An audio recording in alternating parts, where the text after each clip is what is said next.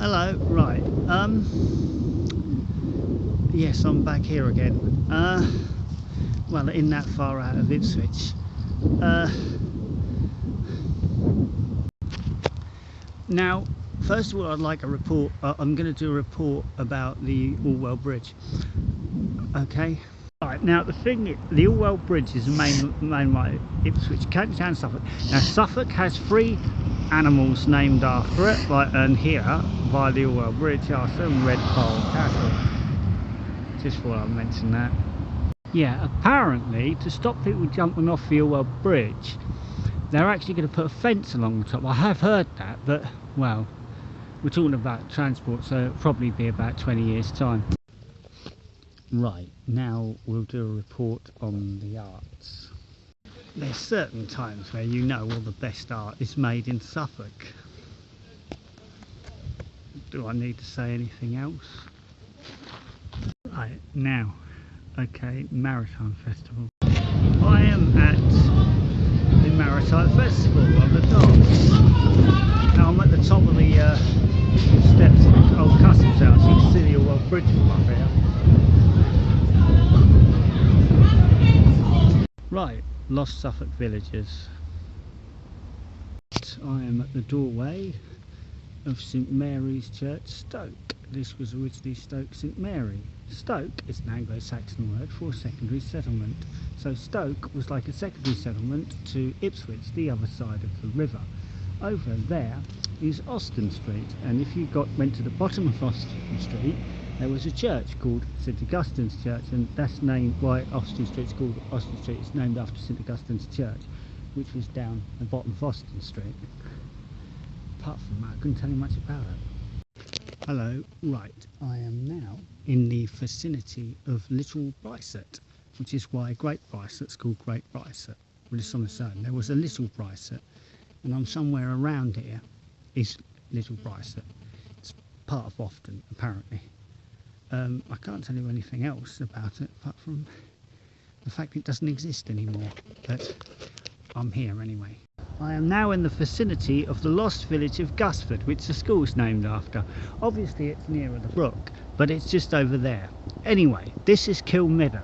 Now, this here is Kilmeadow.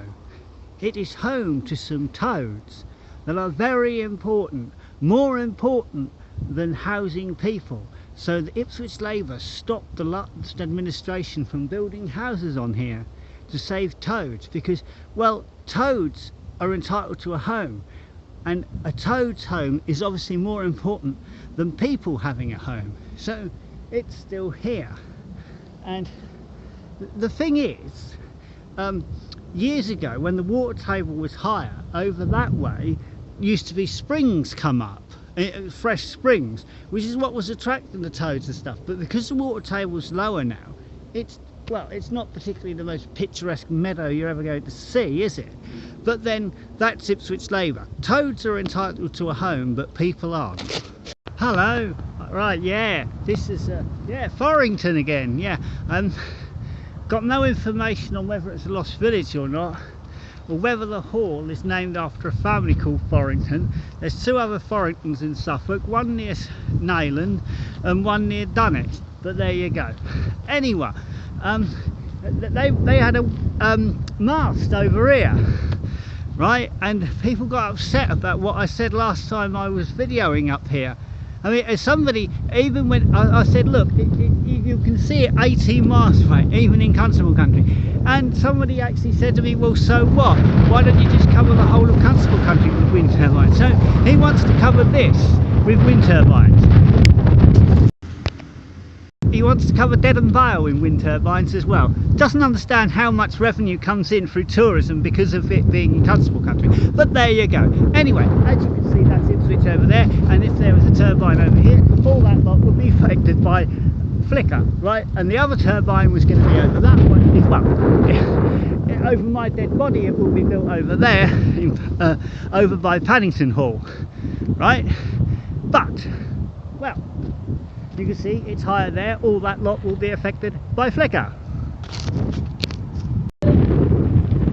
Right, Wrights Ward,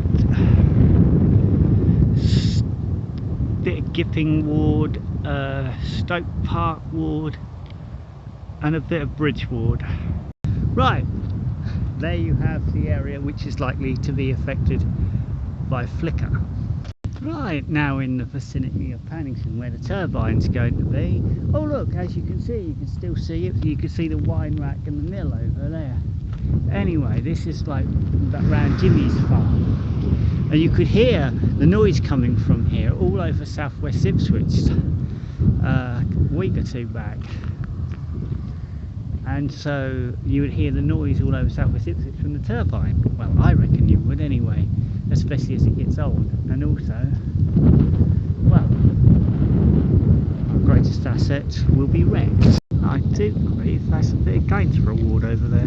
Now, concerning the European Union. Okay, now let's spell it out, right? Labour do not want to give us a referendum. The Liberal Democrats want to sell us away to Europe and want to give up British sovereignty completely. I don't think the Lib Dems even want Westminster to be the headquarters of a Great Britain County Council in Europe.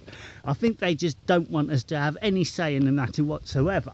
They are that federalist. They would rather we were ruled by the Politburo in Brussels or Strasbourg.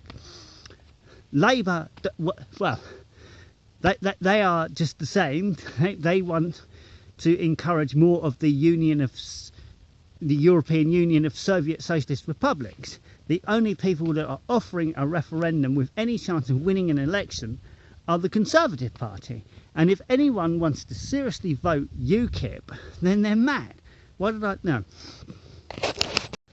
Disraeli said that finality is never the language of politics, which is why, if Cameron can get the right conditions that are in favour to us, I'd vote to stay in. But as it is, I'd vote to leave. As I believe in democracy and I don't want to be ruled by a bunch of undemocratically elected bureaucrats, I will be voting for us to leave as it is at present. But if Cameron can change that with his negotiations, then that changes. But we need to vote Conservative next May to make sure that we have a say, because nobody else will give us a say. If you want a say, vote Conservative. If you don't, vote for somebody else, because you won't have a say and we'll be stuck in this evil, undemocratic organisation who will run roughshod over us. We want our sovereignty. And the thing is, if we can have our sovereignty, then other countries in Europe can. So it's in the favour of everybody else that we have a negotiation. Now, the fact is, Ed Miliband will not offer us a referendum. One evidence? The most basic question of all is, do you want a referendum? Yes. I do. Does he? Yes. It's Miliband. My position is no, we don't want it in our referendum. Look, this is a riverside view. Yeah, this is a riverside view. If you're looking at my blog, it's there as well.